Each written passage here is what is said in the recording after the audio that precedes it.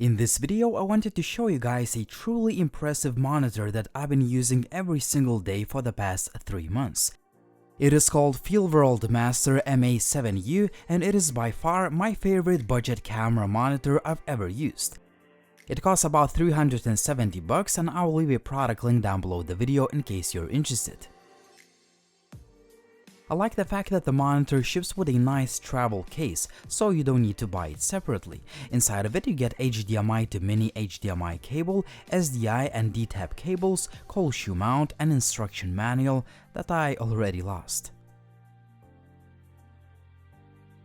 To begin with, this is not my first Feelworld monitor as I've been using them for years. In fact, I've used the Feelworld F6, another great budget monitor that has a smaller 5.7-inch display. While portability of the F6 model is great, I wanted a 7-inch monitor. The Master MA7U is one of the best in this price range when it comes to the screen sharpness and color accuracy. In fact, this might be the most color-accurate budget monitor I've used to date. Another key selling point, whopping 2200 nits of brightness. I had zero issues seeing the monitor outdoors even on the sunniest days. In fact, I even reduced the brightness setting indoors. Obviously, there are plenty of display customization options in the settings menu. A really important feature, there is no visible latency, which is common to other budget monitors. On the other hand, latency is usually caused by some cheaper cameras. For example, the monitor has been working absolutely fine with my Sony a7 III and Panasonic GH5S. The monitor itself is made entirely out of plastic.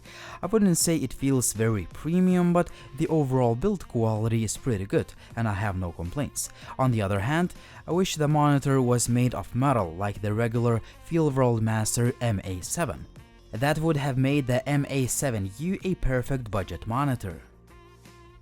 Either way, the monitor still looks like new after months of using it. I also like that the device is really light, meaning that it doesn't add too much weight to your camera rig. The device gets a little bit warm while in use, but it never gets too hot, meaning that it is still comfortable to the touch. On the top we have a few programmable keys, navigation buttons, menu, mode and power keys. On the right side of the monitor, there are both HDMI and SDI in and out ports, which give you a lot of versatility to use this monitor with a lot of different cameras. On the left, there is DC 12 volts port, a headphone jack, and USB upgrade port. The monitor ships with a Sony NPF style battery plate, but you can always attach other types of battery plates. A 1/4-inch thread on the bottom held up very well over the time. However, I wish there was another thread on the top of the device, so you can attach some accessories like a small LED light. Now let's talk about the menu system or user interface. While this is not as intuitive as you might expect, it's pretty easy to understand and operate. You can select from quite a few picture modes and adjust other display settings to your liking. I found the standard setting to be quite good out of the box if you don't have a lot of time for calibration. There are also quite a few settings to play with. In addition, there are quite a lot of assist features including center marker, save frames, image freeze, image flip, anamorphic, histogram, false colors, focus peaking, audio meters, and so on and so forth. I'm really impressed with the overall feature set considering the price of the monitor. Finally, you have customizable function 1 and function 2 keys. I use them for 9 grid and focus peaking.